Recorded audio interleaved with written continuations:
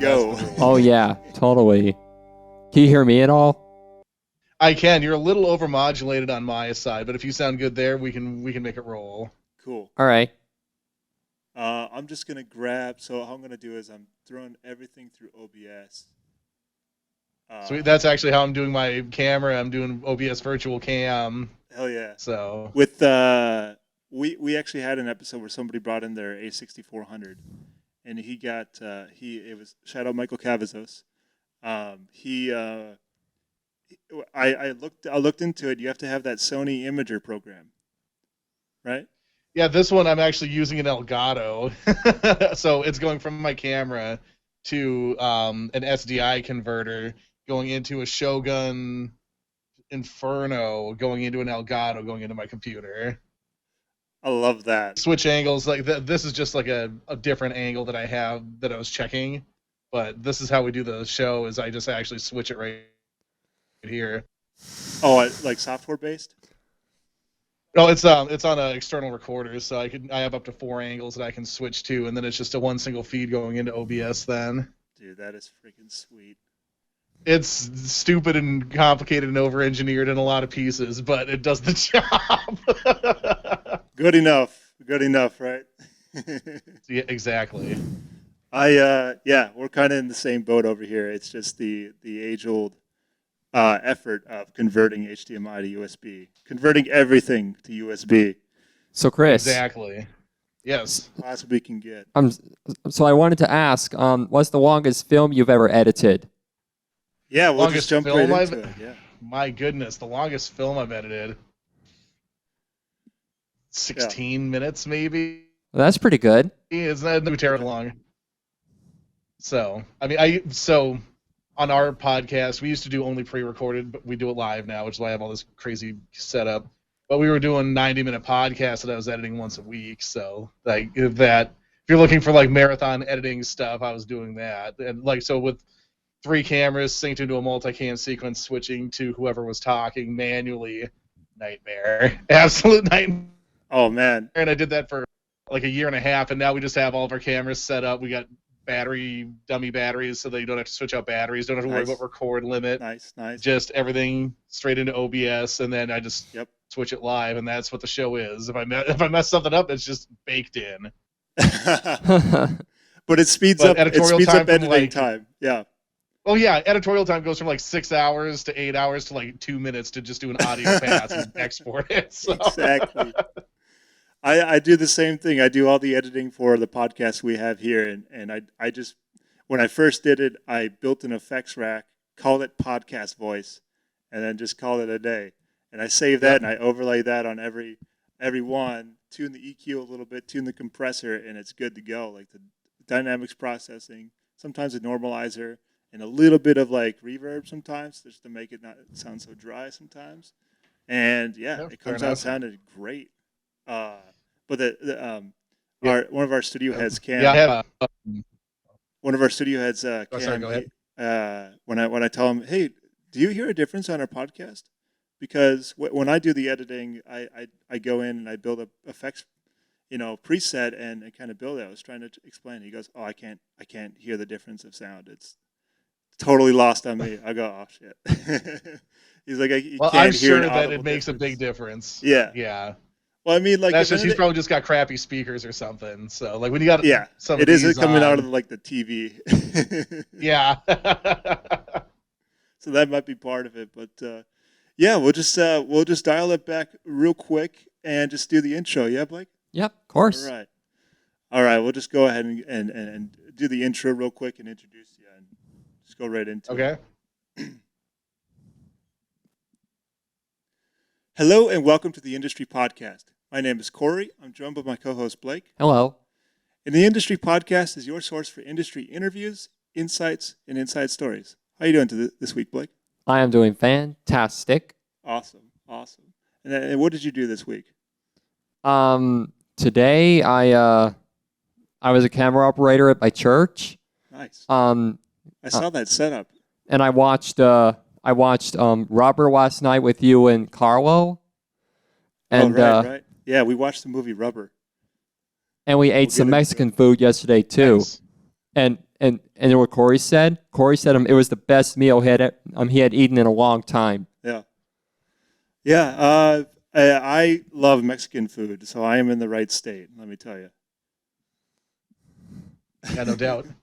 Just the I can't remember the name. It was like Cocina Cantina. I'll butcher it. Sereno or something. Yeah, just the chips and salsa were hella spicy, and I love spicy food. So just the first like basket of chips and salsa was like I was knocking back teas like crazy. But I had a great time. It was delicious. But yeah. Anyways, speaking of awesome, delicious, amazing things, restaurants and people, we have Chris Brown on the podcast. How you doing, Chris? Hey, that's me. How is it going, guys? Chris, aka Brownie. That Right? Are you still is Brownie? actually. Oh yeah, that's known at least statewide. At least. Yep. Could be international. Yeah, who knows? There might be someone in Germany that watches or something. I have no idea. It's possible. It's possible. Hey, anything's possible. I get a lot of hits from India on my website, so maybe I'm a hit there. Who knows? Yeah. Yep. You gotta go where your audience is. Exactly. Well, yeah, man. Tell us a little bit about yourself. Obviously, I know you. Blake is here just meeting you, but I know you as like an editor extraordinaire. The clean as our mutual friend said, has the cleanest video image in the tri-state area, and for Well, me, I the beefiest try not to files I've disappoint. ever seen, like 40 megabit image files. Rip your hard drive. But yeah, man. Exactly. Dude, I don't know. I have a stack of hard drives that is my archive. Yeah. And it's unwieldy and somewhat dangerous because I don't have a good solution for them right now. So they're just in a box, like hopefully not going to fall off the shelf at this point. Just teetering. Yeah, exactly. It's like, oh, that's only everything I've ever made, circa 2008 to today. So fingers crossed. Yeah. fingers. That's hilarious. But so brief bio. I got into filmmaking in high school in 2003, 2004. Yeah. Messed around, kind of dabbled in it. Got into photography. Took a bunch of photography classes in college and realized like a great translation from photography to cinematography. So then I started doing more freelance video work. Blah blah blah. Film degree. Now I make local commercials and also produce independent content. We do a podcast. We do Lego builds and challenges. I play Pokemon occasionally on Pokemon, yes. on a channel. I'm doing a I'm doing a Pearl randomizer right now that I'm doing pretty good in. So legit. there we go. That's me. That's all the OG. content I make. It's OG Pokemon. Yeah, man. So like as an editor, it comes down to brands pretty quickly. So you're a Premiere guy, I know, and you're a Sony guy. Has it always been like that? I've been on Premiere since the very beginning. I think it was Premiere 1.4. You were there. I was there, and off a mini DV tape, so you'd have to hook your camera up and actually record in less than 1-to-1 time your DV tape onto your hard drive. It had one big file that was every take you did, and you had to manually. Oh, it was a nightmare. I've used Sony Vegas a little bit. Used DaVinci Resolve a little bit. I would say skills wise, I'm probably like a 7 or an 8 in Premiere Pro. I'm like a 0.1 in both of those. Like I could sort of get around in them a little bit, but when it comes to the camera bodies that I had been a Canon person forever. I still use Canon lenses. This is the Canon 51.4 that I'm shooting on. Nice. I think Canon makes the best glass in the universe, but I agree. when it came time for me to invest in a camera, it's funny. Every camera I've ever owned has been a Sony, and I've never intended to buy a Sony once. Really? But I've never been disappointed with them either. So every time I buy a camera, it always ends up. I'm like, I'm going to buy a Canon. Oh, but the Sony does the thing that I want it to do. I guess I'm getting a Sony again. So I've been converting Canon glass to Sony bodies for 10 years. Since the beginning, Premiere 1.0 and the F mount to, is it F mount? F mount to EF 1.0 adapter. Like you were there. Yeah, no electronics. You had to manually set your Set aperture aperture. on and body. So I had a Brutal. Canon Rebel XT, Nice. and I would have to set my aperture on there, then take it off, and then put it on. So it's like if I needed anything besides wide open, it was always this horrible extra process. But it worked. It worked, and that's what matters. That's what matters. I remember this one time Yeah. just trying to route things. I was trying to watch a movie with my girlfriend, and I didn't have a stereo mix module on my computer. So like typically you can take like a desktop audio, put it in stereo mix, and use it as a mic.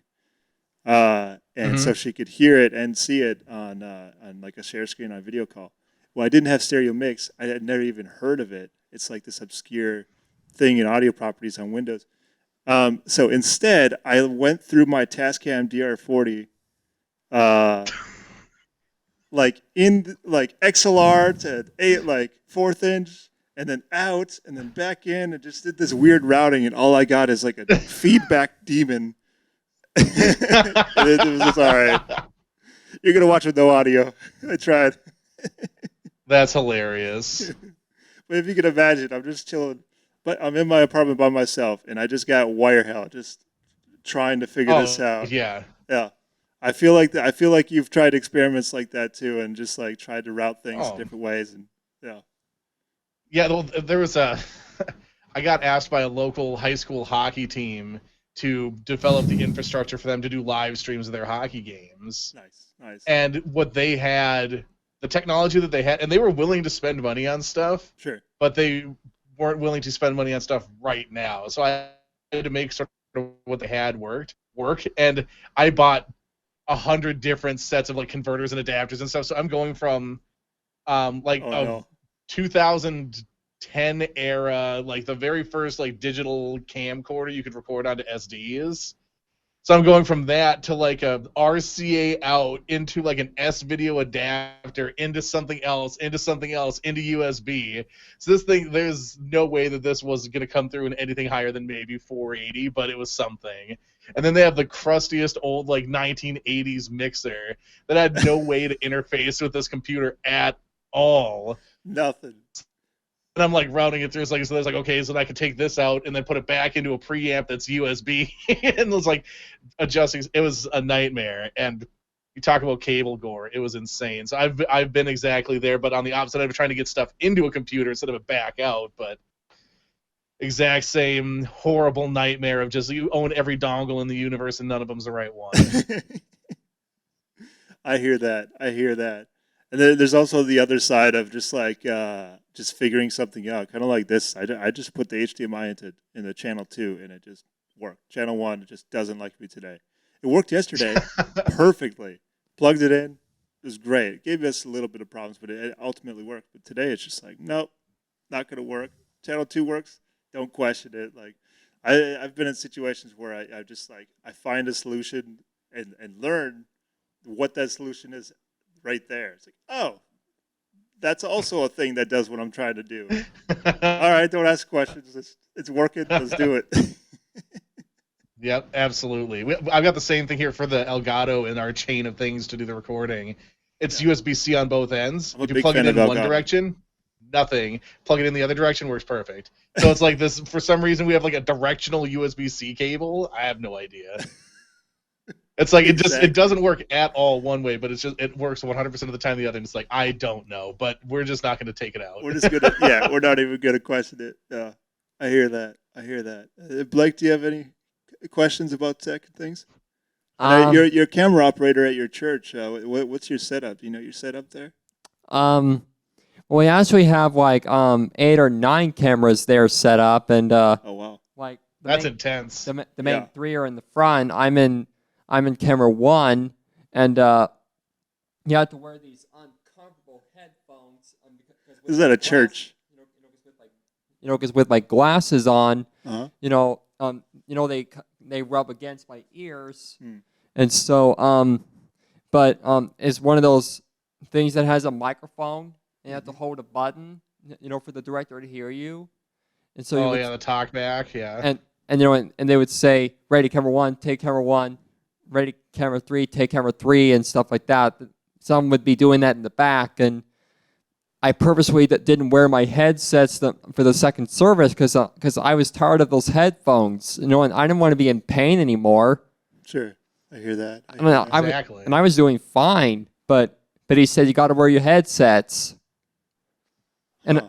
and I think I have an idea. Are they like off white and black? they're black. Okay, they're black and they plug in a certain way into the camera, right? Yeah, Do you know what kind of camera you're using? I do. Well, we got rain. I don't know if you can hear that. We got some. Oh no, we it got some sounds weather okay, coming it sounds okay over here. Awesome. I'm But trying to look it I up think real quick. Yeah, that's first of all, that's incredible.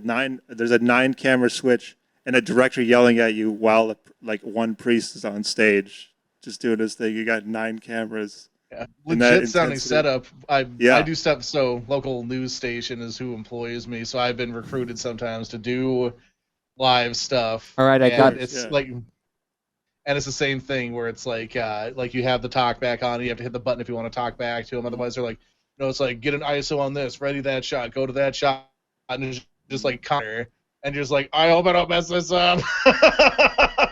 All right, It's intense. I got the camera. It's a Ursa Mini Pro 4.6K.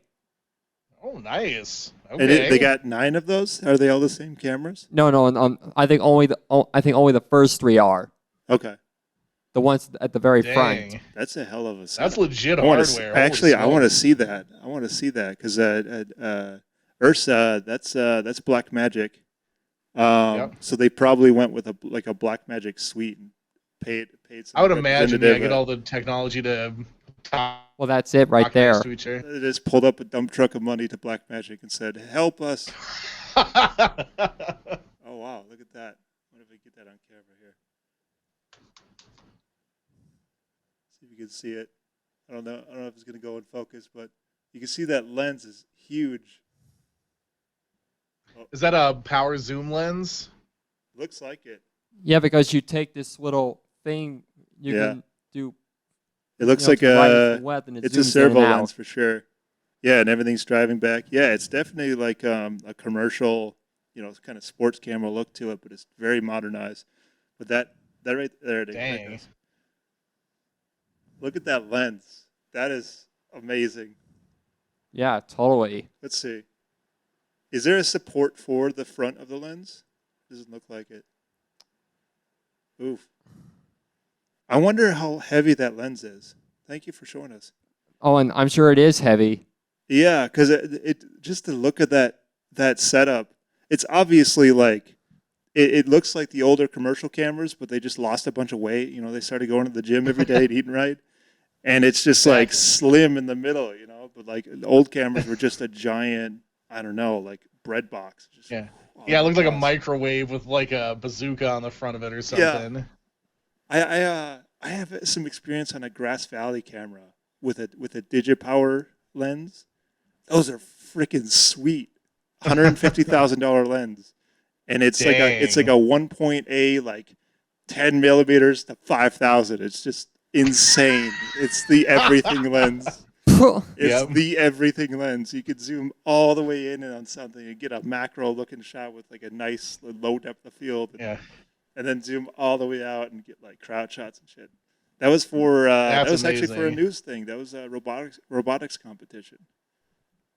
Awesome. Yeah, I wish I could pull up a picture on the fly like that. But Legacy Production Group, shout out to them. The guy that runs that, like, he'll show up at the deck and he'll just set up a freaking command center, a Death Star command center, just monitors everywhere. It was amazing.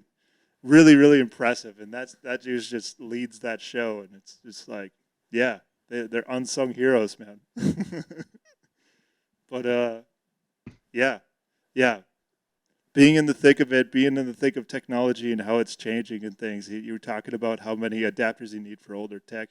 Is it getting easier? I feel like it's not getting easier. It should be, in theory. It's marketed Yeah, to no, us. well, everybody's got their own proprietary crap. It's like Apple is like one of the worst offenders for this, but everybody does it where it's like, oh, we're gonna only output in this thing or whatever, or things like other things you try to interact with, like with the HDCP security protocols, and like trying to strip and re-add that. Like there's like it's impossible to just connect something to something else and have it work. Yeah. Everyone always like, oh, you need this $60 1-inch cable that's just got a receiver on both ends and somehow just does it. But it's outrageous.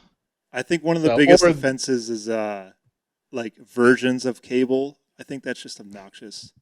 Yep. Like USB, I can see that because you're interacting with the computer, but there's like an HDMI 2.1 or something, and now things before 2.1 are starting to become incompatible with like a certain cable. It's nuts. Well, yeah, it's like they open up the bit rate or the transfer rate of the cable or something, and then everything thinks that it's just only people are going to have this. So then now you can't use an old cable with a relatively new device because it's not fast enough suddenly, and it's like, why? Exactly. It's like same thing with SD cards and on the memory side, and the compatibility from one thing to another, especially out of brand, is just becoming more and more just obscure. Let's see. I think the biggest thing I've done is I've connected Sony wireless headphones to my Xbox successfully. I had no problem. That's like black magic there. How'd you pull that off? It was via auxiliary cord, so it wasn't huge, but it still worked. Oh no, I had a Sony TV as well, so it was just an optical out to the receiver of my Sony wireless headphones, and then that technically connected to my Xbox when I turned it on. But yeah, that was the main headphones I use. Obviously, they sell some that go right into the controller, but I was like, nope. And that's like the philosophy of AV guys, is that I'm going to make this as modular as possible. You're not going to give me everything in one box. I got a receiver I've trusted for years. I'm going to use that. Yeah. You can't tell me how to enjoy this. I'm going to tell me how to enjoy this. Exactly. Yeah, man. I think that something about TVs and like obviously the back end of TVs is our playground for getting connections to go right. And one of my favorite kind of explorations was getting optical to go right, because when I got the computer we're using now, it has an optical and auxiliary out in the same input.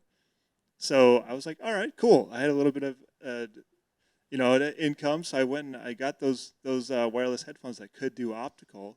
The TV I got had optical, and what ended up happening is I had to get an optical switcher. And this is just casual gaming, just me in my office.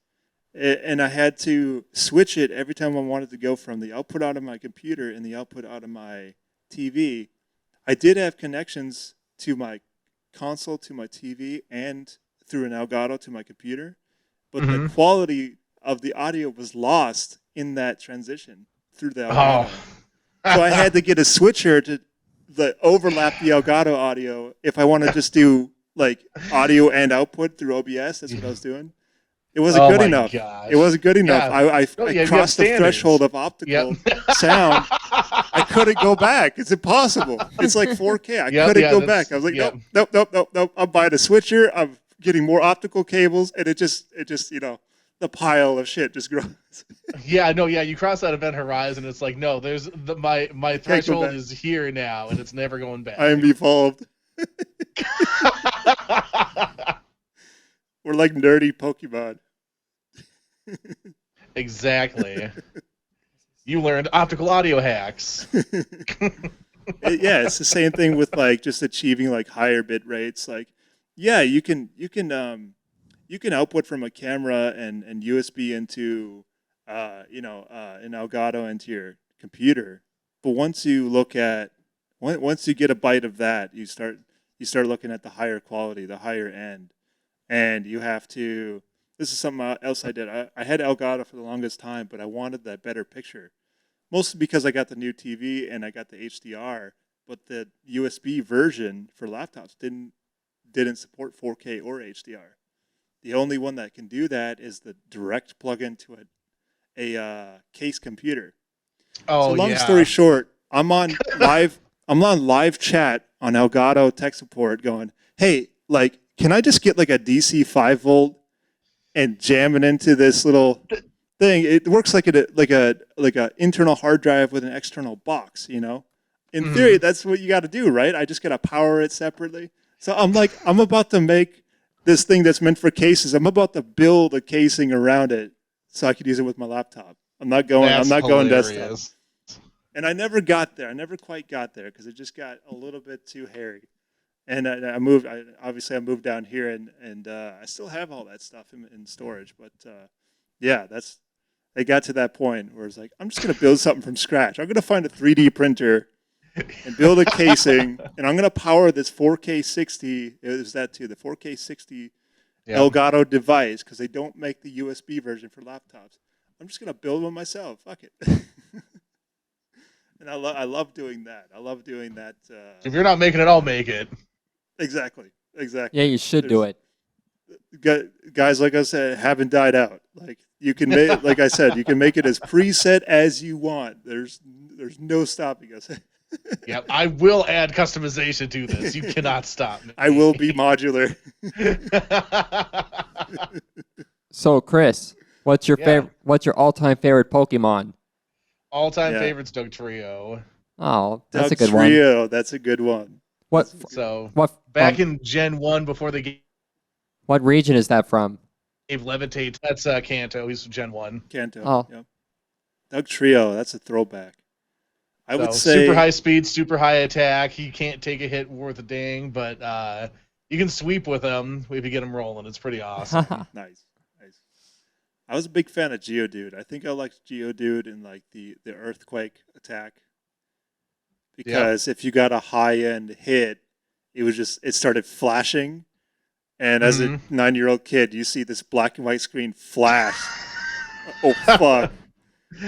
What's I going destroyed on? this kid's life. I I destroyed created this the Pokemon. apocalypse. Yeah, that's what it felt like. Because your imagination just goes wild. Like, oh shit! Like I just created a new Grand Canyon in this little battle for $10. Like, that's the most insulting part is, like, not only did you just knock out all of this guy's pets, but you're also mugging him. Yeah. I love all the. I love our generation just for that because we're just hacking the logic of video games and just turning it into TV shows. Like it's incredible. Yep. Like just the video game logic alone. I think it's like Viva La Dirt League. Have you seen those? Oh, yeah. All of those are amazing. I'm familiar. All of those are amazing. Yep. And it's all like logic that kids who grew up with the games that we grew up with understand. So it's such a finely tuned like series, and I love every single one. I can't stop watching them. Yeah. Yeah, they're brilliant. They're so good.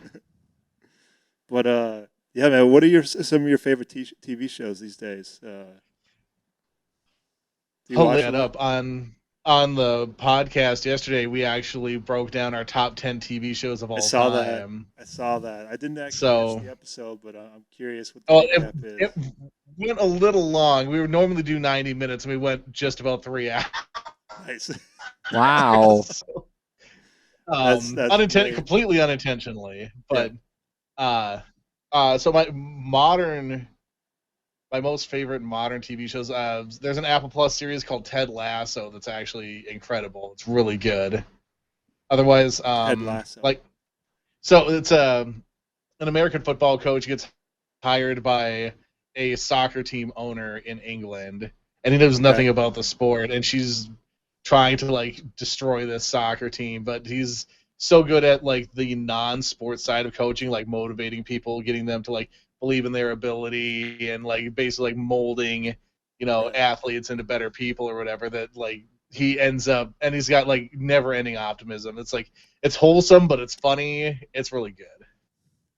An unlikely crew might win the Yeah. championship if they just try and believe in themselves. Dig it.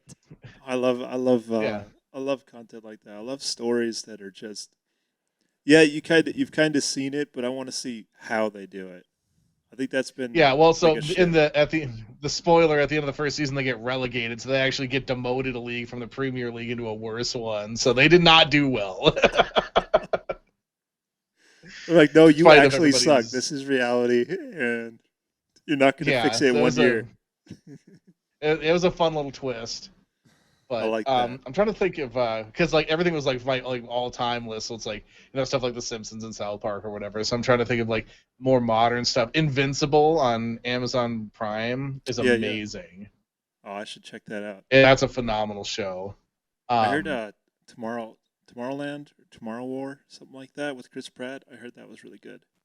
It's Actually, a movie. a friend of mine was just watching that today, and I called him just before we started, and I was talking to him. He's like, "Oh yeah, I'm right in the middle of this, and it's incredible." He's like, "It's like Terminator but backwards." Legit. So, I gotta check that out. but I have not checked that out yet, but it sounds really good. So There's a movie out in theaters right now. I don't know if you're going out to theaters. You still go out? I do. I You brave enough?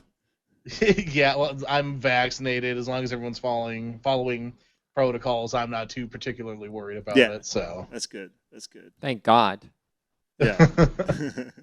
we're not like super heavy about COVID. Like Texas is the most punk rock state I've ever seen. Like we don't care. Well, we could get into that. yeah, But, tough. no, but my question was specifically about like if you go out to theaters, there's a movie out right now. It's called The Green Knight. It's only in like select theaters, but I've heard it's pretty Yeah. darn good. I haven't heard of that. I don't know if it's up here or not.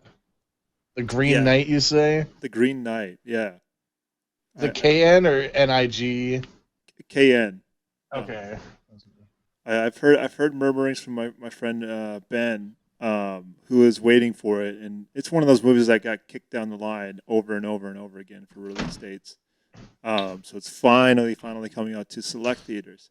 So Okay. Austin has a million theaters around, but I know Cloquet. Oh yeah, they're Cloquet, you're coming out Film of Cloquet, Festival Minnesota, capital. Yeah. small town USA. You know, I spent some time Exactly. living up there, and it's a peaceful place, but it's also scary because that's the type of place people go if they're running away from something. What are you running away from? Yes. Yeah. or if you gamble, that's Cloquet, Minnesota as well. And that's Carlton. That's Carlton. That's not Carlton, Cloquet. Carlton employs Cloquetans, I think. That's what I saw up there. Yeah. Well, yeah. There's 7 people in it, so It's just like it's just so overbearing, that casino up there, but it's a good little spot up there. Beautiful area. absolutely. What? So Yeah. I got no complaints. I guess I do have complaints about it, but I don't have any major complaints about it. at least the Wi-Fi is good. Yeah. Oh my gosh, that's like the running joke when we're doing our streams. Is like, is the Wi-Fi gonna work? And it's like, it's dicey. So Oh, really? we're gonna be the place that we're in right now. We share with a church, and because it's the same address, they won't run an internet line for us. There's one cable or internet right here, and since there's already an internet service here, we cannot get our own line run. So we have to use theirs, and they use literally like it's 10 meg down, 1 meg up tier, like the lowest one. And so, but recently, like You were a brave man for trying to live stream that shit. Well, so they finally broke down and upgraded their plan because they were trying to stream their services and it wasn't working, obviously. Yeah. So now it's like, oh, we can stream all the way in 1080 now. Oh. Mind blown. Yeah. Do you think But, 1080 yeah, so- is on its way out as far as a resolution? I mean, it's less of a buzzword these days. Still passable, I think, across the board, but it's going the way of not being 3840 by 2160. So I think the capability is there, and 1080 is kind of going on the way out. What do you think?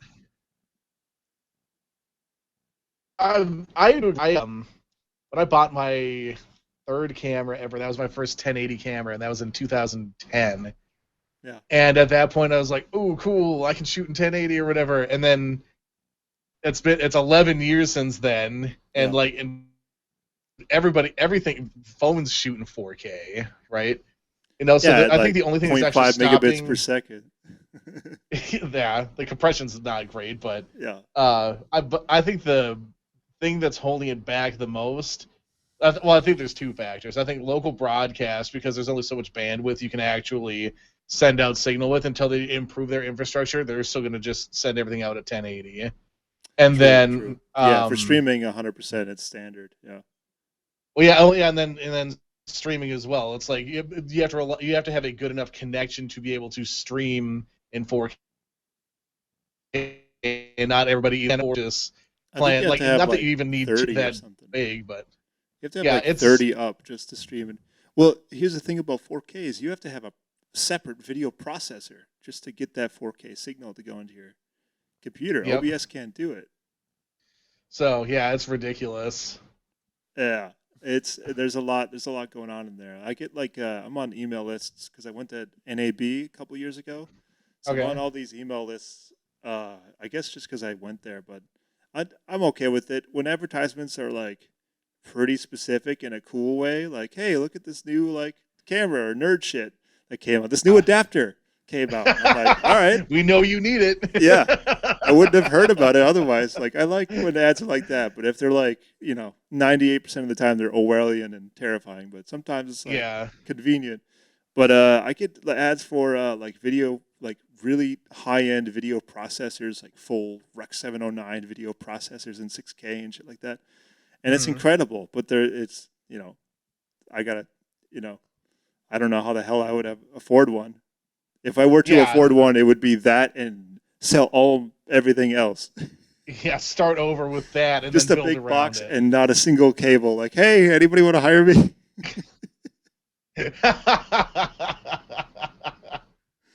I'd be on the street Exactly. pushing a cart But, with it. I would have that in my shopping cart, just pushing it. Like, this is 6K. So yeah, I agree. I think it's on the way out, but I think it's kind of like how newspapers have been dying for the last 15 years. Eventually, will stop being acceptable or the standard or whatever. But Yeah. because like we're at such varying, like, people's access points are so different and people's entrance points are so different on the other end, that it's like until they can get the standard raised to 4K, which I think is probably going to take another minimum like 5 years. I don't think that it's going to be irrelevant too soon, but it's on its way out for sure. Yeah, I think on the commercial end, kind of like what Blake was talking about with his church, and he has 9 cameras and it's just a Blackmagic, gold premium plan. And that's the kind of where commercial cameras and things are going on every scale too, because CBS, I spent some time on a CBS set. Everything is ARRI lighting, ARRI cameras, ARRI everything. So Yeah. if they could just see a brand and a price tag and it'll do everything, like that's it. That's as far as it goes. Yeah. It's incredible that things are sort of meshing together as like one name, and it's like just buy Blackmagic. Like it's not anything specific or kind of like tuning something so you can ease up on price. No, none of that. It's just like a name and call it a day. And that's a classic move for businesses, but I think with that it's pushing forward the need for infrastructure way faster than it can come to fruition. Well, yeah, the simplicity thing that you're talking about, because I work for a television station, it's the same thing. It's the people who write the checks want to hear a name that they recognize and want it to just work. Yeah, what's So the it's buzzword? like, so 4K, they don't done. care if they don't care if it's $20,000 extra than if they would have like built the thing themselves or whatever through different vendors. It's like, well, we'll just do it and get it done type of thing. So Yeah. it's If interesting. this takes 1 hour versus like 3 days, they'll take. Yep. Yeah, man. I bet you. Do you get some toys to play with working for the TV station? Don't you have like a commercial studio up there? I think I've heard. We you talk do. about So getting- it's mostly so we have our nicest camera. We have a C200 Mark II, which is pretty sick. nice. But Is it the- do 4K and everything? oh yeah, it does 4K. You can 1080 if you wanted to for like slow mo stuff. It's pretty cool. Obviously, they're bigger and better cameras, but also like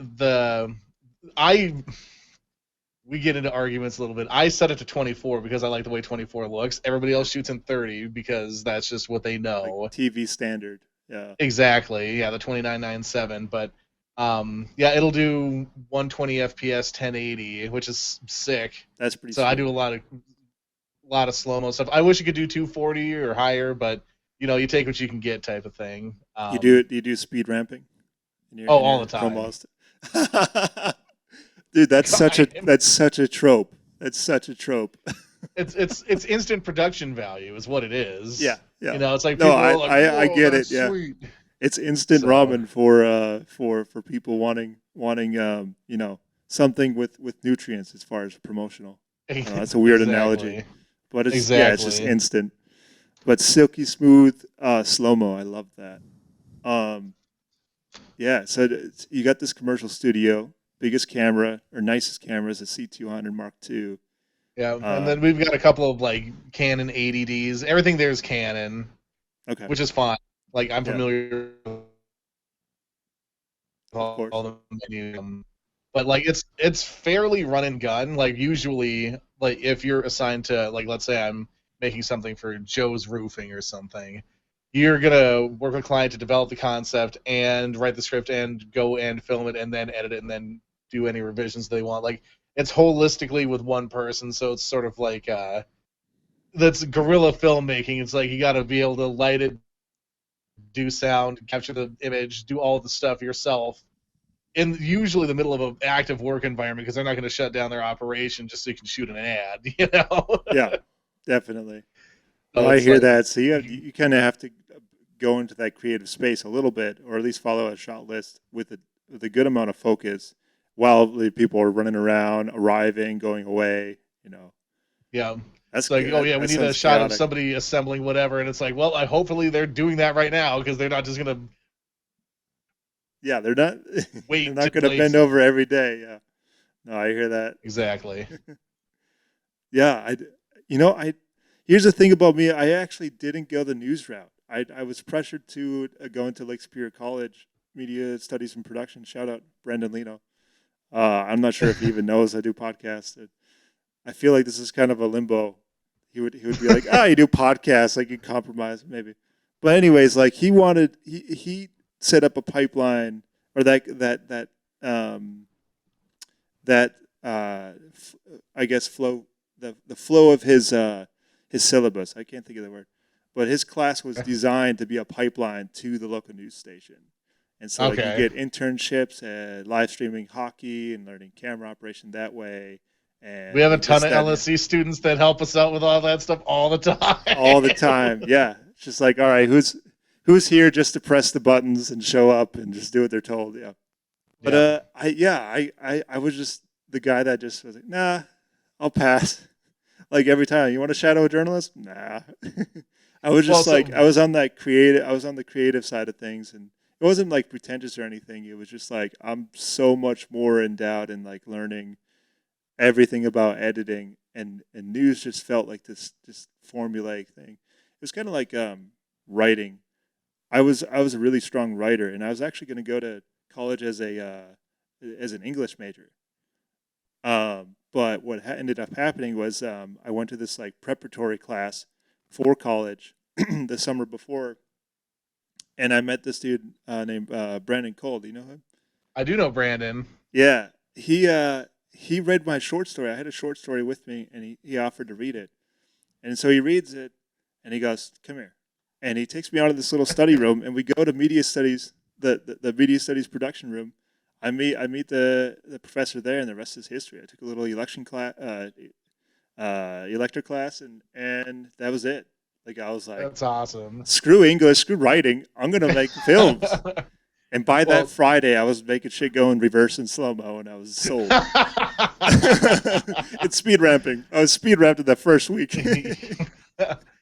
well, yeah. So, like similarly, so like the thing that I always tell people, like, oh, you work for the news. Like, I'm employed by a news station, but I do creative, like for Yeah, like ads. yeah. You It's found an like the big awesome difference to niche. me for is like if you do news. Like, when I was in college, we had like a news something a media major thing or whatever, where it was like a news pipeline, and it that advisor was constantly trying to get me to switch my major because I was good at writing like news articles and stuff, right? Yeah. Because it fits that format. But the thing is, like, that I like to tell people is like, I like to be able to lie. You can't lie in the news. I agree. I agree. Right? If I It's a want little to see bit something different now. news or whatever, you know. It's a little bit different now, you know. Oh, yeah. ONN is Yeah, a you $1 can million lie in the news company. now, but yeah. Well, that's too bad. Sky News is very popular now. But yeah, so like if you have a soul, you can't lie True. when you're doing the news. So Very true, and very true. Yeah, you don't But yeah, it's belong on just the like- internet, Brownie. You're too precious. We can't lose you to clickbait. So, but anyway, that's just one of those things where it's like was it fun? I liked doing it, but it wasn't something that it's like I can't do this always all the time. I need to be able to go and do like the creative things. So like I would see Yeah. openings all the time at the news stations for like a photo journalist or this or that, and it's like, I don't do that. But when I saw something open up in creative services, like I can make ads. It's still a lot of. I don't know why people consider it selling out if you do like corporate stuff. It's like I'm gonna go make ads. It's You really still get to be not. creative. I understand that like I'm not out there making my own whatever my Pushing the envelope of the cinematic universe. Exactly, yeah. I'm not doing the avant-garde films or anything, but at the same time, it's like I get to be creative every day, and I get paid too. So it's like, yeah, I'll do it. So, and I still have, Yeah. I do creative stuff in my own time too. We're doing this. I do random shorts and this and that. So it's like, Guys. it doesn't bother me. I don't feel like I've sold out. Yeah. Speaking of shorts, what are some of the short films you've done and things like that? I feel like that's a good segue. Yeah. So the last short film that I finished was in college, but like I've done we've done some like sort of like sketch, like less plot, more like it's like a joke type of thing. We've done some stuff like that, like for like Facebook things and stuff. But it was a story about a guy who was preparing to kill himself. Like he was getting his stuff in line around the house, like he's gonna kill himself, and then he's trying to write a suicide note, and this pencil keeps breaking, and he keeps sharpening, and the pencil keeps breaking. And he gets so angry at this garbage pencil, he calls the customer hotline, and he's like wants to light up into him, and he gets stuck in the phone tree, and then they disconnect him. And he's like, screw killing myself, I'm gonna go and deal with these guys. So he gets on a bus to drive down to go and take on the pencil company, and that's what gives him the will to live, is his pure rage at this pencil manufacturer. That's beautiful. That's Oh, a yeah. beautiful story. I want to see that. That sounds awesome. So yeah, I'll dig up a link for it. I think I have it on Vimeo or YouTube or something. So I love skits. I love little comedies like that.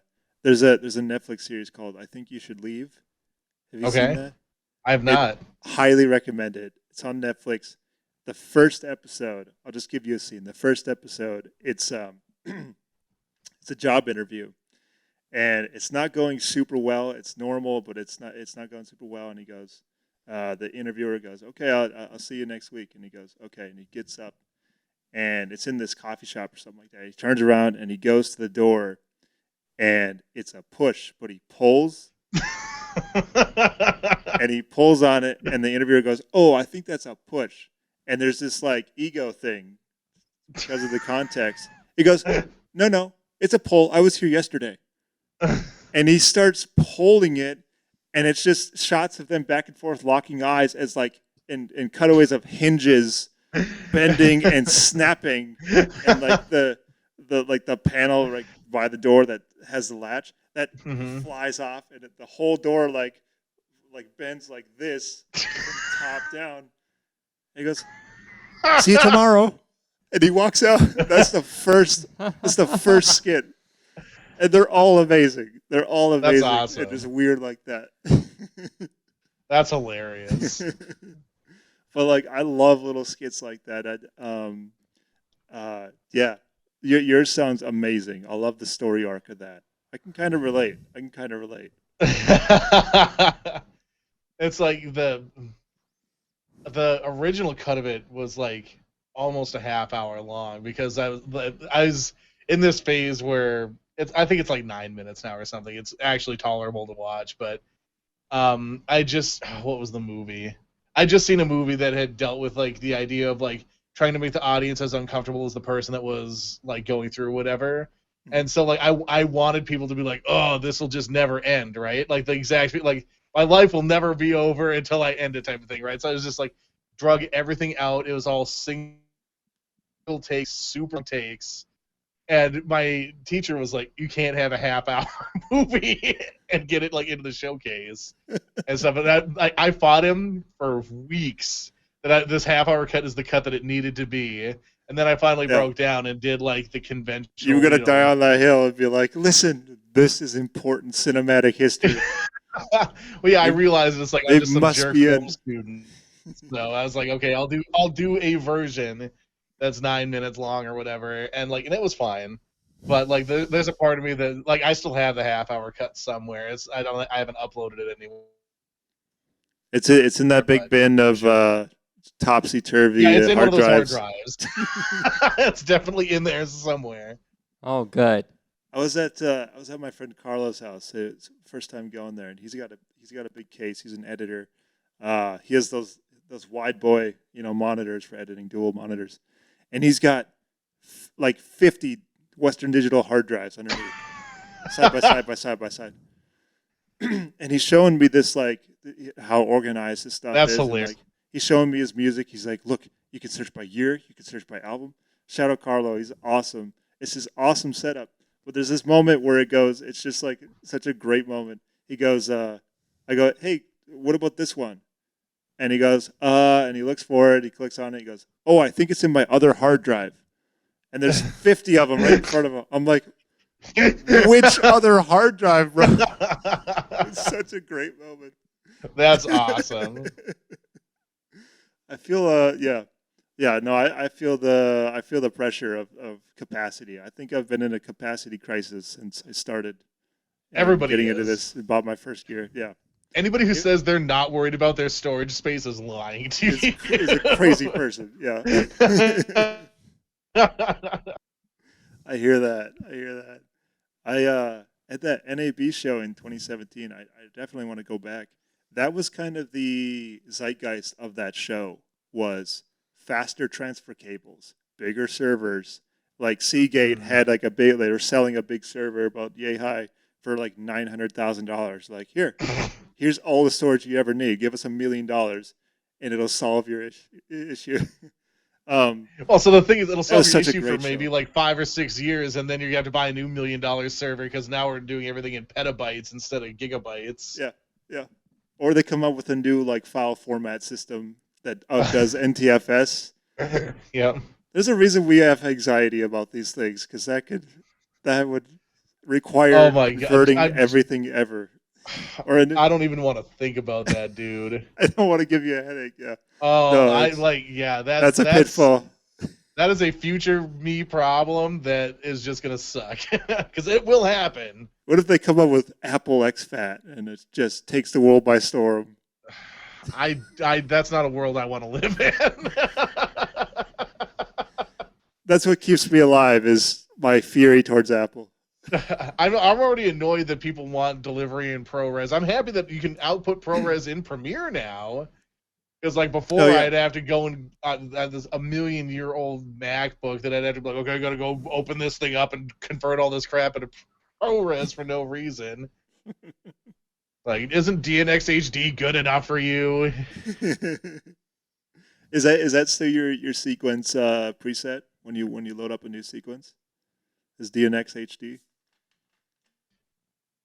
No, it's H.264. But if somebody wants a lossless thing, it's like AVI. I feel is, even though I know it's a lossless codec, it's so bloated. DNX HD does the same thing. It's still lossless, but you can still actually use your hard drive. So I remember you telling me that about when you open up a new sequence and do timeline in Premiere, to use DNX HD because it has a high amount of compatibility for multiple different types of footage. And I never forgot that. I still use it. It is very flexible. And I've never read into it at all. Like, I'm like, Brownie said so I'm gonna go with that. Like, I trust his appreciate opinion. that carries weight. I just got lazy. It does. It's like, I'm gonna output an H.264, so I'll just set it to H.264. True. That's best, or I guess not best practices, but efficient practices is setting It's it worked up. so So far. It's worked so yeah. far. H.265 is pretty goofy. I tried experimenting with it, and actually looked into that encoding because there's some not like profiling some Indian guys who knew everything ever about H.265 at that show. So they told Mhm. me everything about it.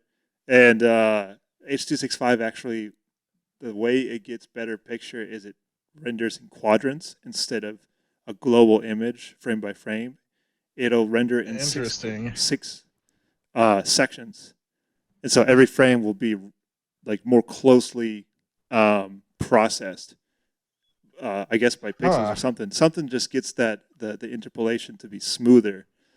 But here's the thing: if you don't have the best computer ever, there will be slowdowns and speed ups during the process, as there is in like Hmm. variable bit rate. So you'll get like sequences where it'll be like this half is smooth and silky and beautiful, and then this side is like a little bit jerky or a little bit blocky. So it Yeah. fucks up your whole frame.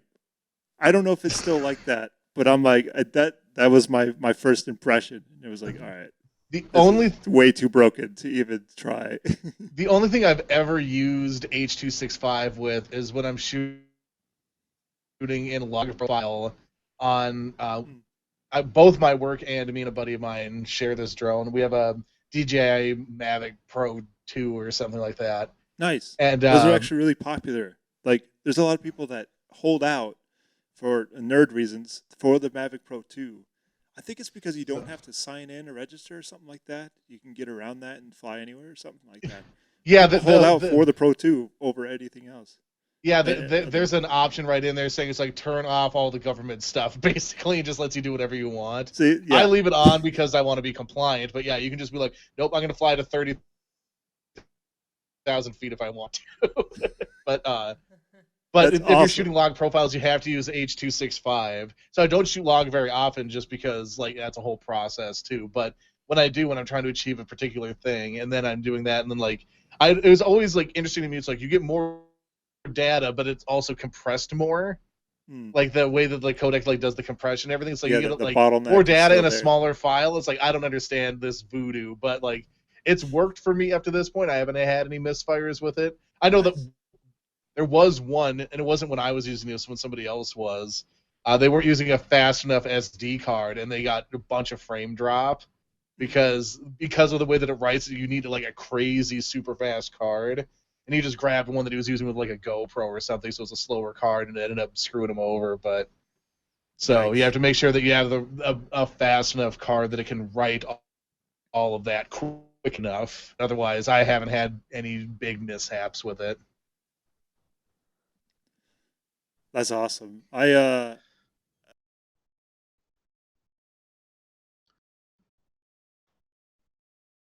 I'm glad you've yeah you've skirted by and have the reputation of Yeah, everything no, it's like I'll just works, roll the and people have dice and hope associated that it that turns with out you half the being just an time. ultra genius. And Yeah, yeah, it's just that Premiere has exactly. Yeah, no, crashed the least I'm amount of times constantly. for you, so we're just Our like work teach us your machines ways. are still running, or they just got updated to Windows 10 now that Windows 11 is coming out. But they were Windows 7 forever, so we were using like these like it was like I Nice, think it's like nice. 20.1 or 21.1 or something right now, and Yeah. we were on like 16.5 or something. So it's like I had to remember like two different sets of like bug Oh troubleshoot no. things for these two different versions to fix stuff at home, and here's how to fix stuff at work, and it was Oh a right, right, nightmare. right. And it's completely different. Right now, Premiere Pro, if you use the type tool and you're using open type font instead of true type font, it'll crash. Like, what is that? I don't understand how the font and the default font is open type. I don't know how it got set to it, but it's an open type font. So I have That's to good to go in and know. before I even type anything, set a master style. True type fonts crash when I try and use the type tool in Premiere. It's stupid crap like that you're constantly dealing with. So It's absurd. It's absurd. Yeah. I, yeah, I exactly. again, That's like how I you know really learn everything it. about Is when Premiere it from breaks. the things that have gone wrong. Like that's how you learn how the language of Premiere, and it's like a different. So like with Creative Cloud, I mean, I'm not gonna like wrap myself up or anything like that. Just one thing is Yeah. like What? every time Creative Cloud updates Premiere now, Yep. it's a brand new program, and that is just annoying. I'm just casually annoyed by that because like my pin the taskbar shortcut dies, things open default to older programs, and it fucks with everything. Like Yep. Audition updated in the middle of my workflow and deleted all my presets for whatever reason. I tried to get them back and they were just gone. And it was like I finally figured out how to tune acoustic guitar EQ in like a passable way. I'm like, yes, acoustic guitar. Don't ask questions. It works. I'm going to use that just like the podcast voice. You know what's Nope. hilarious is that Audition's happened. like, oh, he discovered something. Time to bring it back to the Stone Age. I will take a picture of the screen with the settings, so that when it inevitably gets destroyed for me, I can actually go back and just type in the numbers and bring it back. It's sad that I have to do it, but that's my workaround for Premiere Pro taking all of my saved presets away.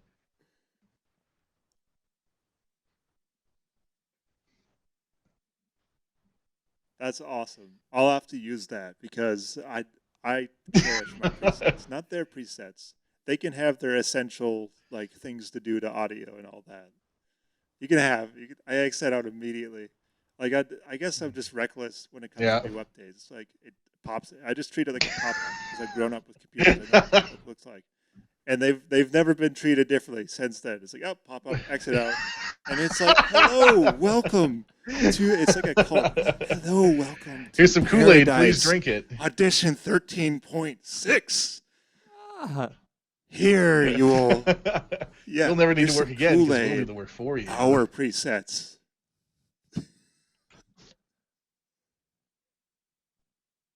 Yeah. Meanwhile, it's just like they. It's like, do you they want a hard increase the limit loudness up to to 100 1.1? and just call it a day. Actually, the Yeah. default option. It's like, I don't want this to be just almost clipping always. I would like it to be. I would like there to be a That's so little real. bit of space.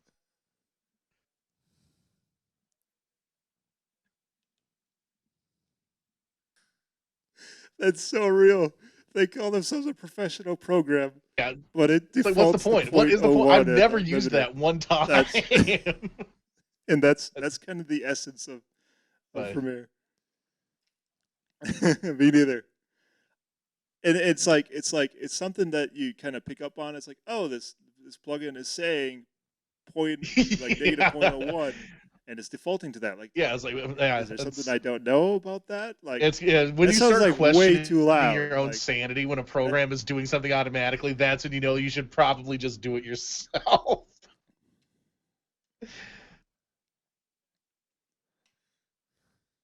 yeah, the build a Yeah, preset. yeah. What from is scratch, vocal 'cause I have enhancer? no I don't get idea it. I what- don't like. It's like it voice goes blip is blip doing blip blip to blip to the the podcast. waveform, and now I it have no sounds clue. different.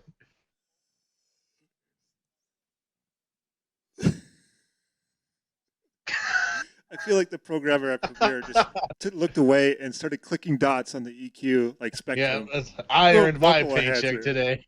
and he knocks back a shot, calls it a day, and leaves early. My work is done Until for version yeah, 17.5 my work comes is done out. for the next year. Yeah. So Chris, I wanted to ask. I know I would you're an love to editor and direct. all, but do you think you'll ever direct a film someday? The hardest part for Yes. me for directing is giving control of other stuff to people. Like when you're a director, you're captaining the ship, but somebody else is running the Sure. boat motor, right? That's like so it's so hard. Like the thing I've done the most is DP because then I can also run the camera. It's like, okay, I'll come up with the shot and then I'll just go and get it. I trust myself to replicate my vision. But it's like being able to Sure. seed control is like, okay, Right. gotta hire somebody to do sound, gotta hire somebody or hire or get somebody to do lighting or whatever. And phenomenal, probably better than me work in any of these categories. But it's like, are they gonna do what I thought to do? And then so there's control issues and I understand that filmmaking is a collaborative process. And a lot of times working with other people, you end up generating a better idea than either of you would have had. at the Yeah. beginning. But that's like the biggest hurdle for me, even when I was doing my student films, was giving other people control of stuff. And that's honestly one of the biggest reasons why I haven't tried doing a feature yet. I think that the skill set and the capacity exists. It's just like, am I going to be able to let other people help me actually make this thing, or am I going to become a tyrant that just shuts everybody down? It's like, no, this is the way, you know. So it's like getting myself over to that. Yeah, precisely. So, Because I said so. You just see yourself in the future on set, just like nobody can really hear what you're saying to one person, and What then do you think, just hear, Drew? "Because I said so," and everybody's like, "Oh shit, director's not in a good mood today." No, I feel that, man. I could definitely relate, and that's why I've kind of stuck to like avant-garde type stuff and like doing vlogs.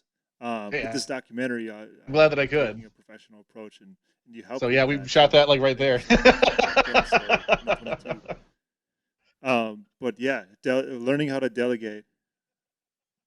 Exactly. Do you Whoa! want to tour the 200 square You can feet have a where we signed picture operate? of where it was shot. Um, Two of the Brownie House. not right Does now. your spot have a name? Does your studio have a moniker? The bakery. No. Well, so, but you talked about that when bakery. everyone's like, "Oh, how'd you get No, the name that's too Brownie? You much make like- a lot of pod it's too much of like brownies a or stoner something, thing. dude." And it's like, no, I've. So And it's somebody like legit in I don't Colorado. care if somebody would whatever say that in vice Colorado people are verbatim. into, as long as they're not pushing it on me, I don't care, right? But it's like I've never done a harder thing than having beer, essentially, Yeah. right? Like it's just Yeah, like it's not my yeah. thing. So, but other people feel free to enjoy it, but like just assuming it's like, oh, Brown, my last name is Brown, Yeah. and then No, I developing hear a that. brownie. I hear That's that. as interesting as it gets. So,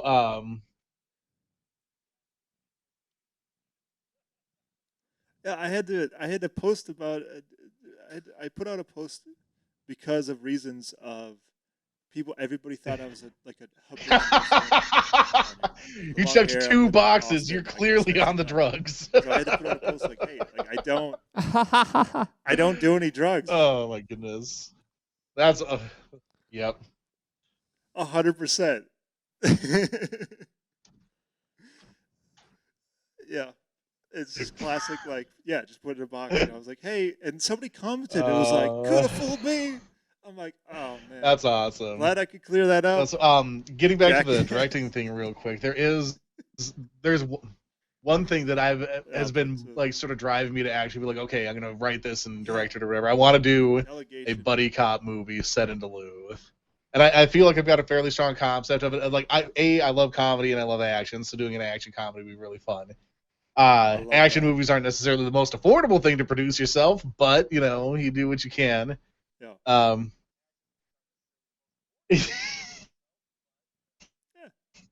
There's enough construction that shuts Exactly. down roads. You could take But so, advantage like, of that and get some car scenes. A lot of other stuff is coming up where me and the people that we do the podcast together are actually investing in a bigger space for us to move into, and we're supposed to be signing the paperwork tomorrow, so hopefully that goes through.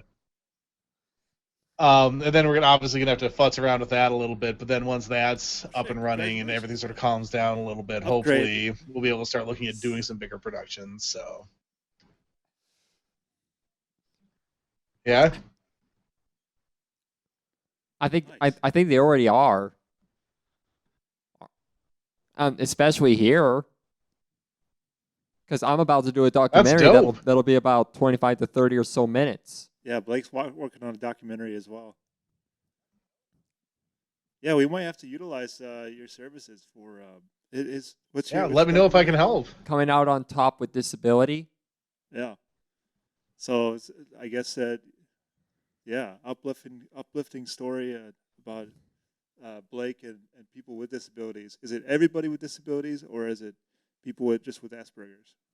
Everyone with disabilities. I mean, it could be That's dyslexia or autism or what are other disabilities you could think of? Like schizophrenia. no legs. Like Yeah, man, like there's in anything. one It's like movie. anxiety, depression. All those things are Handicapped. things that can make you feel outside of society and what the norm is.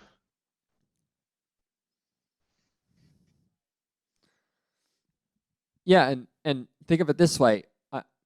Despite my Asperger's, I moved all the way down here from Missouri last year, and Corey was the one that actually helped me move into my apartment. I made a vlog the day I met him. I made a vlog about him moving in because I was so bored. I was like, That's cool. "Hey, this cool dude's moving down. I'm just gonna record it and make it awesome." It turned out great. It was a great time. I made a second one when he moved again. So I make vlogs and they're really fun. I think my most recent one is called Sixth Street Side Quest, and it's my buddy Samson and I. We're just farting around Sixth Street. We meet this painter who asks us to go get a Coke. We kind of become friends with him. He's like, "If you really want to help, I could really use a Coca-Cola." And I just took that and I ran with it on an improv basis, and I made that the story of the whole thing. So we just did like weird improv joke as we're going to the store, and it took like an hour and a half to get 6 blocks to the store and back. And we come back, and spoiler alert, we come back. I show him, and it's like victorious music, and it's just this big swell, and there's investment in time of like watching and seeing what happens. And he goes, "Oh, left like 5 minutes ago and got That's one. Thank awesome. you." Of course.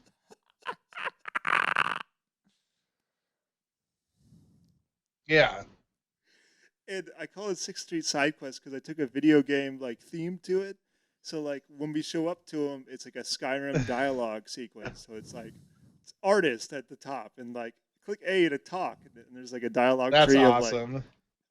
like goodbye at the bottom and like turn in quest. It was a great time. So, like, I do little vlogs like that. Blake's trying to do this documentary, coming out on top with disabilities, and obviously I got the Clark Jones Titling is story that I'm working the on. absolute and hardest thing the for action me, so comedy. that I What's it- save that what's for it- the what's it end. gonna be called?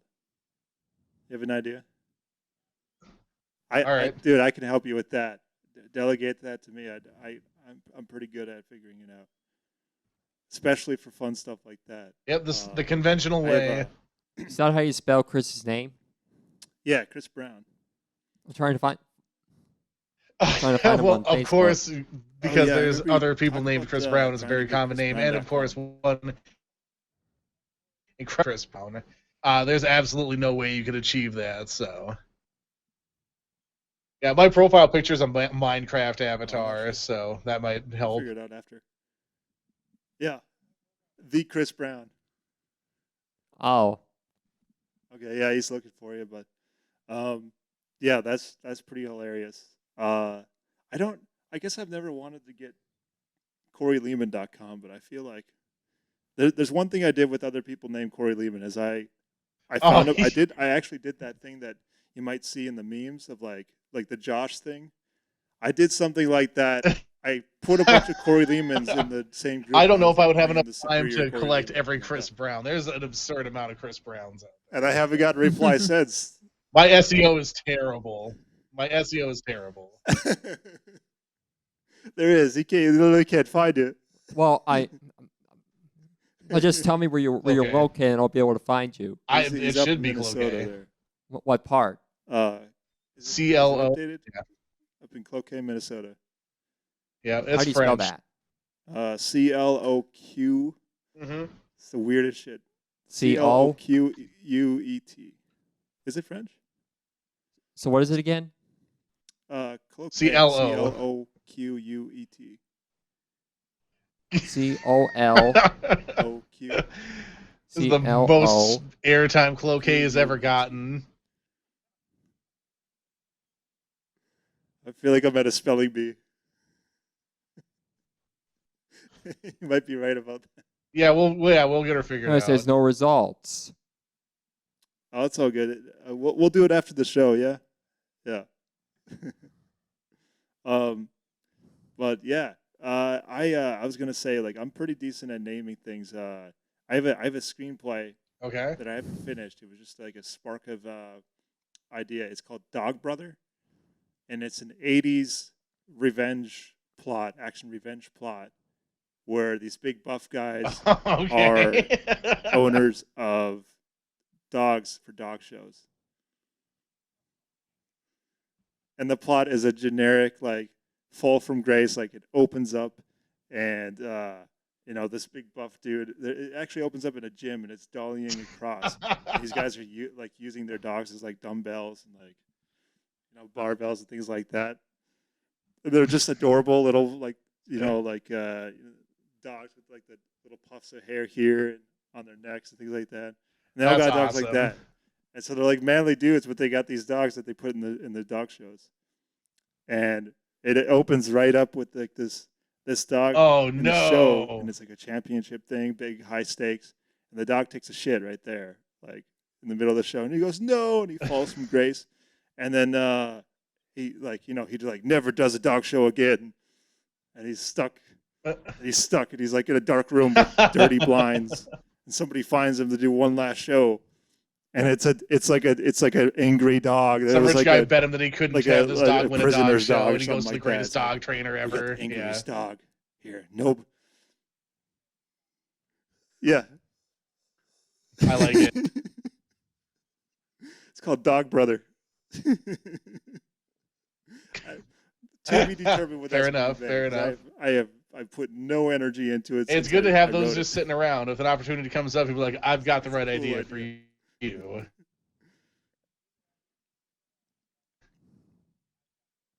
I've got the perfect idea. Yeah, like I know, So like what's the section the comedy major about? Do story you have beats, like ideas so for what you like wanna everything do? that's not. Give me 1 second here. Everything that's not like fully written or realized yet, like is subject to change. But it's like so set in Duluth, a harbor town. There's illegal human trafficking happening or whatever. The police department's complacent, and the one of the two main characters, like they grew up together. One of them Nice. went to like LA or Chicago, some big time place or whatever, and decided to move back and rejoin the police department with somebody else he had grown up with that stayed local and became a cop. So like there's this like big town, small town dynamic, but they have the history of being friends together. And the big town guy is like immediately is like realizes like there's the Nice. police department is enabling beginning to happen, and the small town guy is like too trusting. He doesn't challenge anybody's authority on any of this stuff or whatever. They have like this like thing where they have to figure out like if they can trust each other, blah blah blah blah blah. Eventually, they decide to work together to take the thing down, and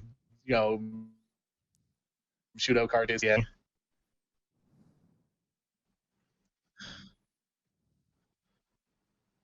Yeah, and have an unlikely, Yeah. So unlikely and hilarious. so trip yeah, to like get that's to win the city of Duluth. I love the idea of the guy who went to a big town is like Grand Marais or something. That'd be hilarious. Like the big town guy is Duluth, and the small town guy is from like, Hibbing or something.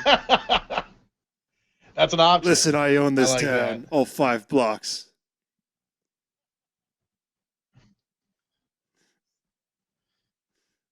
I love that. I love that idea and that dynamic, classic buddy. cop Yeah. So dynamic yeah, of- and like of, they just having those different well, they guys come with back on the history. common ground of like Friendly history. like where they grew up together Saved and my their life. bond and everything. So, but yeah, I think it's something that could work.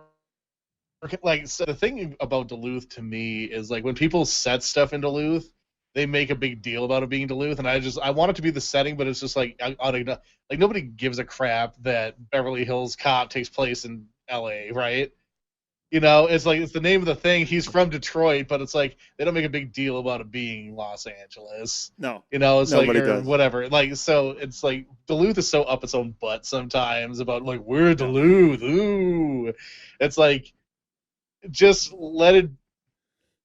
Yeah, just let it be the backdrop, right? Like you can 100%. poke fun at like some of the I've aspects worked on of it films or that are whatever, like that. but it's like you don't need to be like, oh, when I move back to Duluth, it's like just they lean on it so hard, and it's just I don't want to. That's not what I'm planning to do. I just it's where I'm around, so it's easy to shoot. I don't need to travel to do it. But like Yeah. yeah. But I think it's a unique enough That's place good. You, that you like include a it little does bit of the offer cost something in there that as you're going. Lars wouldn't have, and it gives you the option. Because like there've been plenty of stories of like the small town cop who gets teamed out with a big time cop or whatever, and like the whatever. So like I just think it's an interesting dynamic, and it's something that I'd like to explore in that setting without it being like Duluth, Duluth, Duluth, Duluth, Duluth, Duluth, Duluth. So Yeah, they can have those themes. They can have those themes of like, I'm from LA, and I know how to work the land. And the other guy's like, I'm from Duluth. I was ran in here the when 12th Red Hand Grandma's was here, Marathon. and I ran that fucking club. Oh my goodness.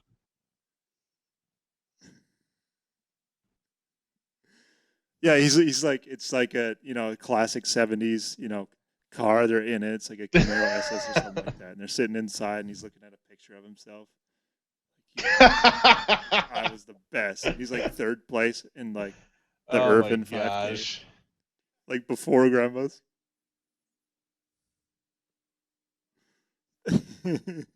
I think it'd be cool. There's a lot of things you could do with that. I but have. there needs to I be a buddy cop movie. didn't go to in the Catalyst the first time it was around. Have Then you heard obviously they about skipped Catalyst? last year, but Catalyst is it's actually interesting. I'm Duluth. I'm definitely interested in participating in it. It's just it didn't work Yeah. for me the first time it was here, but now I forget what it's in October, isn't it? I think. So Yeah, it's like 3 days in October. Oh. I went there the first year. I was actually on the bill to photograph the whole thing, so I got hundreds of photos of doing the shows. cool. And I got like within 10 feet of the voice actor of Bart Simpson. And her publicist was like, "No pictures." I still got really close. That's hilarious. And as a Duluthian, I brag about that. Yeah, well, invite her Yeah, me and over to the girl we're best friends now. That really what happened. She saw me trying to point a camera at her.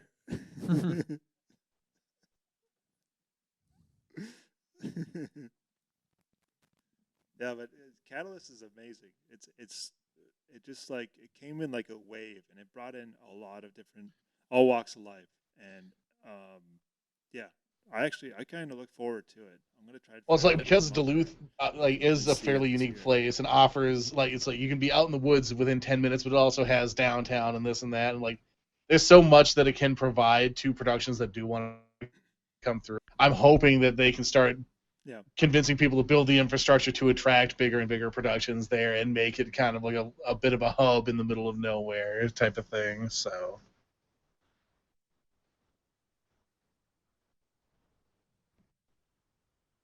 No, I hear that. I think that's the goal. The guy that runs Catalyst has been like he's a heavy hitter in terms of getting that sort of perception in northern Minnesota. He's put the money down, which is exactly where big productions start listening. He upped the rebate for awesome in St. Louis County, not the state, St. Louis County, in addition to the state rebate.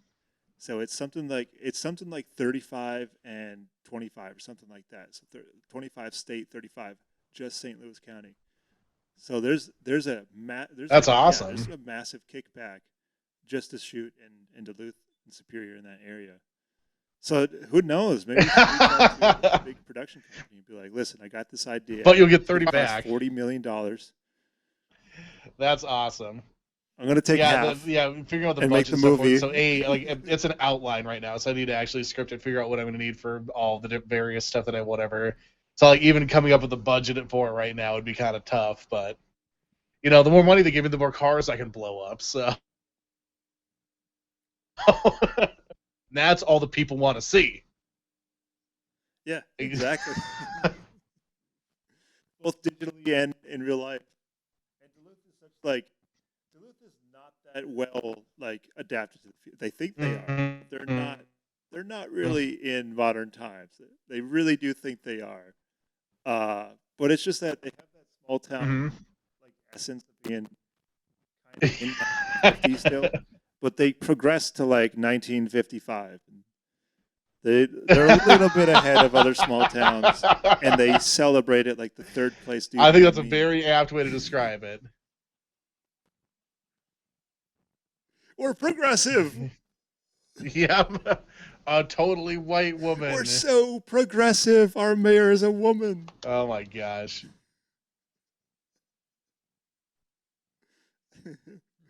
Dude, the Duluth memes are so good.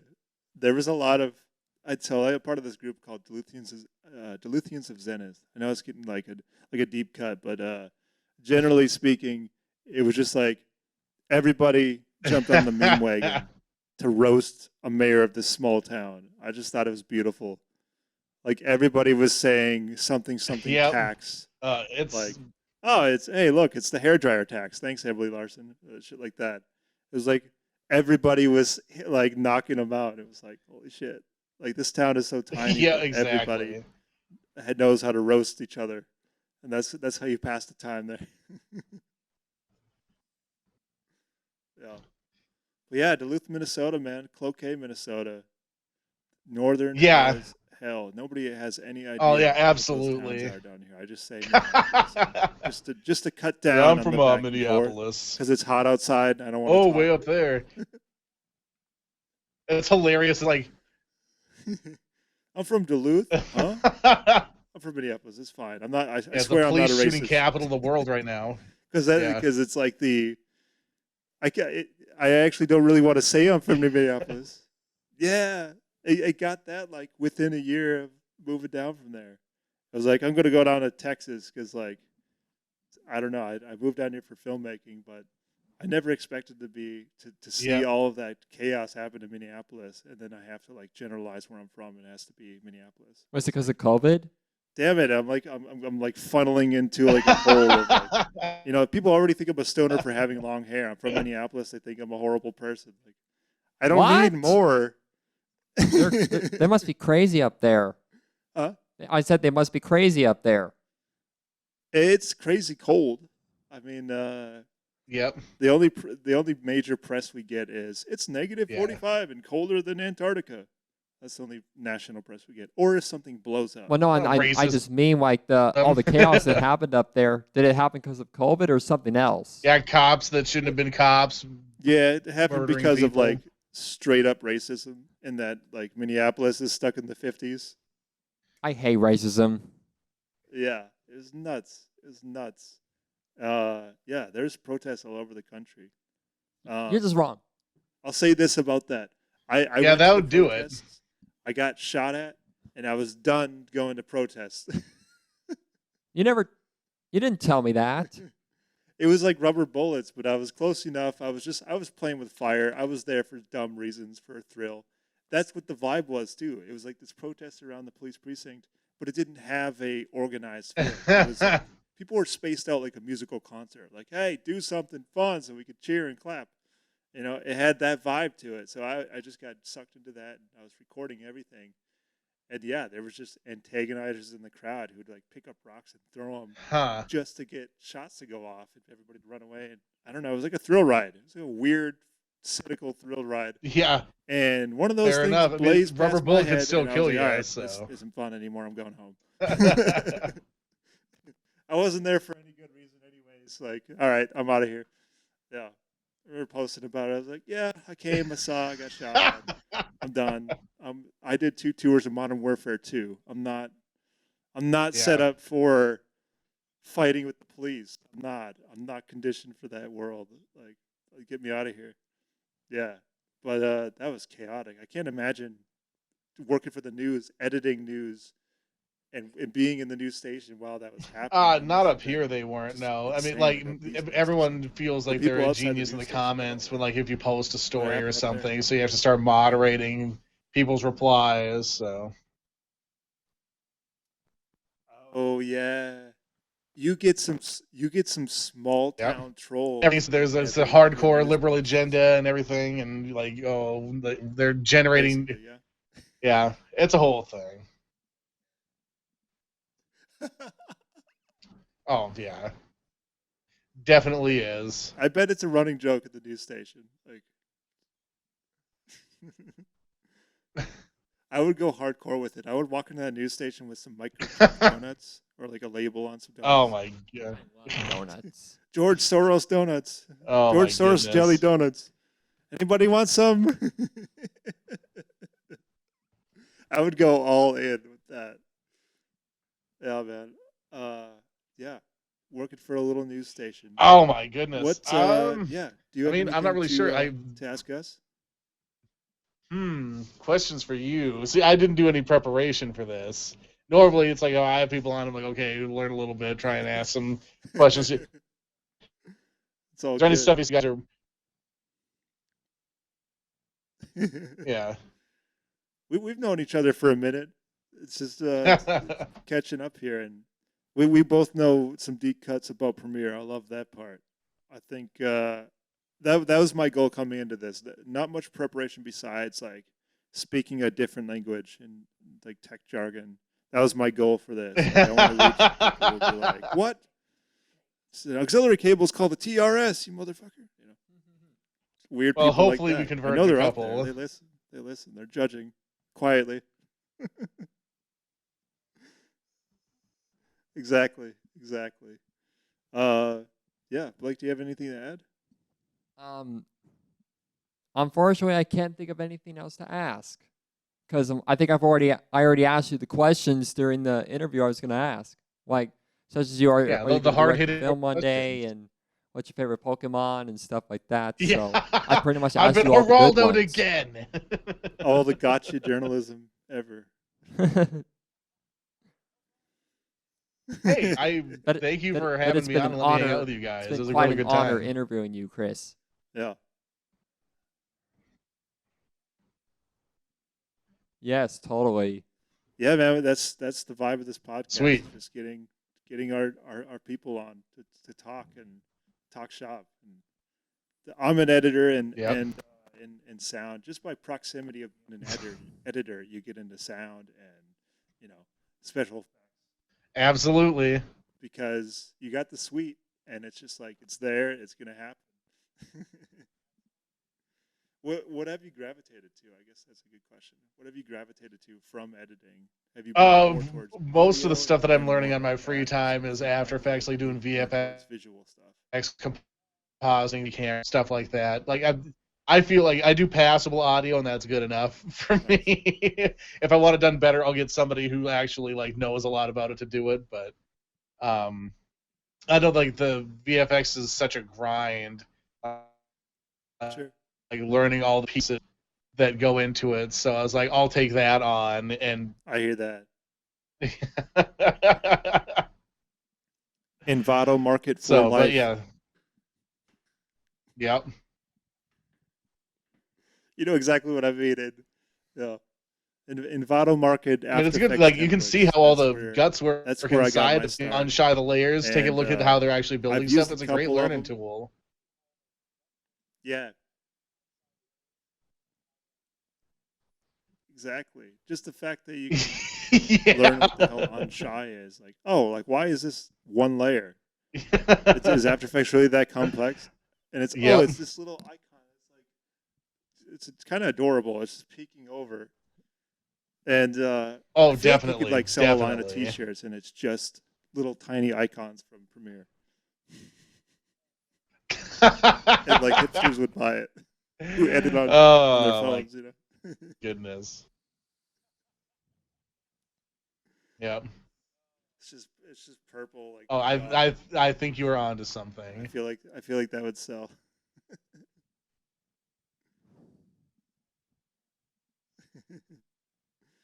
Yeah, After Effects is a beast though.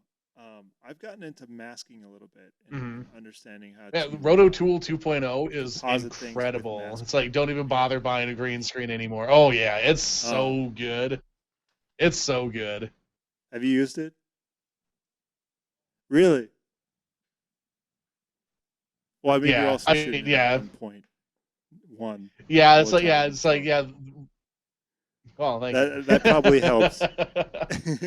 But yeah, Which, when yeah, you it get that looks great. separation from the person to the background that you have already, it's easy for the roto to do the track because like it's like what are the in focus pixels? Let's grab those. So Exactly. I've seen like the yeah. marketing Well, materials so for Roto Photo Brush Crew. I'll just have 1.0 music. was Clearly, in the terrible. The first marketing Roto video, Brush it worked was hot flawlessly. trash. Just one click is done. But it But actually this one does that. actually works good. Like so, it's one of those things you need a strong computer to use it. So I mean, still Nice. do your green screen composites if you're using something that isn't like a $20 trillion computer. But because I invested in my machine, I Yeah. can use it, and it's like it actually works. So that's. But yeah, playing Yeah. around with After Effects is kind of where that's what I'm learning Blender a little bit just for more stress in my life. I'm like 4 lessons in, so but that's like the sort of like the Nice. next step I think is more 3D composite stuff. Nice. I agree. Yeah. I'm starting to slowly get into that too. Oh yeah, And the and cliff just is understand physics a humongous. little It's bit. like It okay, gets I'm learning. really Oh god, there's too much. hairy really fast. It gets really complex. It goes like this. It's like, oh neat, I can make a plane. And it's like everything yeah, about life you need to know. yeah. What's Like your you need to know materials, weight, yeah? measurements, Yep. If you don't have lighting, a physics displacement, degree, you shit better like hope that. that there's some You need good to know it tutorials out there. really well.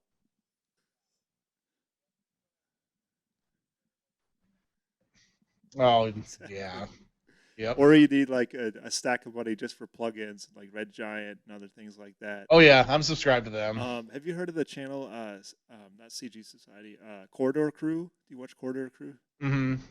Oh, I love their content because that's the way I like to learn. Tutorials are great if I have like laser focus, which is kind of rare these days. So the best way I learn, I know like I'm addicted to social media. I have no shame. I throw that. I put that up in theaters and shit. Anyways, uh, talking about Blender and CGI and Corridor Crew, the way they just insert things, like they're talking Hmm. in the jargon that they're comfortable with, hanging out with these amazing CGI artists, and they point out flaws in their bad and great CGI, and they just include jargon as you Yeah, go. it's a super And immersive. I Like yeah, love they doing just that. I drag love you in, watching that and you're because like it you'll gives me learn as we context go. as they're going. Like they don't need to talk directly at me. Yeah, yeah, Yeah, subsurface exactly, scattering.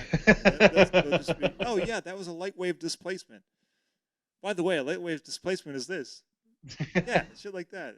It's like, all right, cool. Now I got a couple of hours to just research that. It's like little nuggets of ways to go. Um, that one Yep. guy, Clint, I think Clint, he's got a channel called The Punisher because he left Corridor Crew. He's got his channel. It's That's amazing. awesome. It's amazing. He live streams every Saturday and he just makes shit for hours. And he gets way in depth with what he's doing. It's great background. It actually helps me focus really well because he's just I don't know, he's just speaking fluent nerd, and it just puts me in a focus place. That's It's like, yeah, awesome. I need to duplicate this. Okay, now I need to set it to a new That's super axis. cool. I'll have to check that out. Yeah, I I'm knew that like, he had I could gone to listen do to his this. own This thing, is but like I great. hadn't gone and followed up to check it out. But it sounds like it's pretty sweet.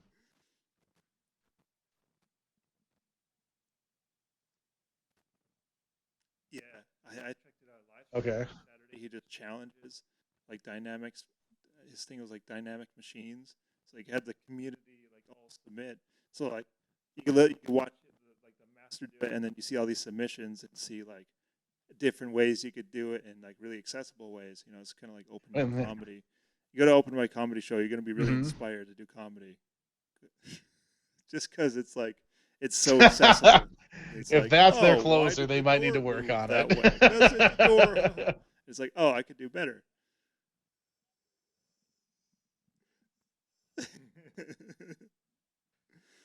I don't know. I get really inspired by just like underground things and things that people are just starting out with. Like I can get inspired at that level and jump in, Yep. but learn at the level where people are just like, I'm not even there. They're just speaking in their language. Because I don't need to slow down on every word Definitely. that they include or every like technique they include. I'll just pick it up as we go. Yeah. Yeah. Well, yeah, what so yeah, getting immersed into something. I would you think say a that's how good you way learn to too, sort of is describe it is like by watching when some people sort of master are video? trying to learn a language and like, oh, go somewhere where they speak the language, so you get like immersed in that in the culture and the activity and people. That's the Yeah, exact same way. It's like if you have an interest in something, just dive all the way in. Don't have any idea what you're doing, but just listen to the way that they're talking. And then, like you said, like you'll pick up a word and be like, "Huh, what's that?" And that gives you an entry point into looking into that thing. So then the next time we'll be like, "Okay, I know what that is." And then they'll bring up something else. And you're like, "Oh, okay, what's that?" Then you're like you were saying, you're going down those rabbit holes, like picking up the things, and before you know it, you've Mhm. built your own dictionary of this vocabulary and you understand it. So when they start broaching these big subjects, suddenly you can just follow along and be like, "Oh." And now, like because you've given yourself the time to Yeah. marinate in it and really soak it in, it's not nearly as intimidating when you decide to go and do it yourself because you understand the components and the Mhm. approach.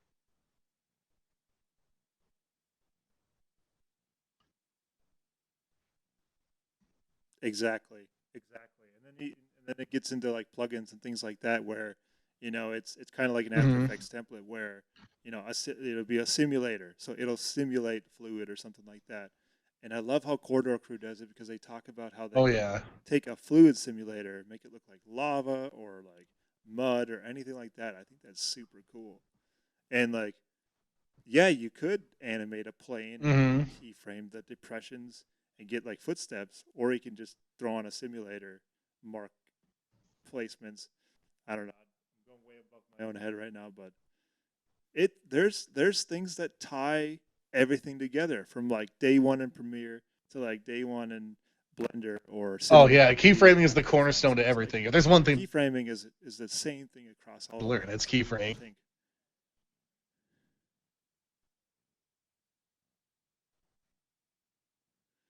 I could just picture like making like an epic fantasy movie, and it's like about Mm-hmm. these nerds who have to like like the Lord of the Rings. They have to get the keyframe, and it unlocks, and there's like different worlds. There's like an After Effects world, and there's a Premiere world. There's an Audition world, and there's like a Photoshop That's world. And you have to go awesome. through all of them to get the keyframe to like fix the world. And like, What's the what's the enemy of bad guy in keyframes? that? Auto Probably Black Magic, Bezier. Da Vinci, He's just rounding out my transitions. I need it to be linear. Darth Bezier took the cue.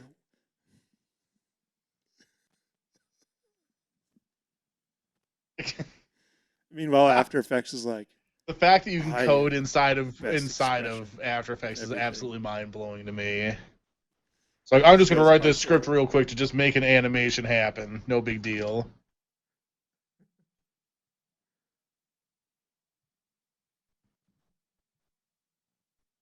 One sec, our battery totally just died. Okay. Man, I gotta use the restroom. Yeah, I think we can probably wrap it up here. Um, yeah, Chris, thank you so much for Yeah, absolutely. It coming with us on was this a ride super good time. I through have Jargon. fun talking about So stuff good in to catch up detail with and you, giving some man. Yeah, opinions thanks, and stuff man. like that. So definitely was definitely super fun. Hey, thank you guys. Such a pleasure, man. Thank you so much. All right, bye everybody. Thanks for watching the Industry Bye, Podcast, Chris. Bye, and everyone. we'll see you next week.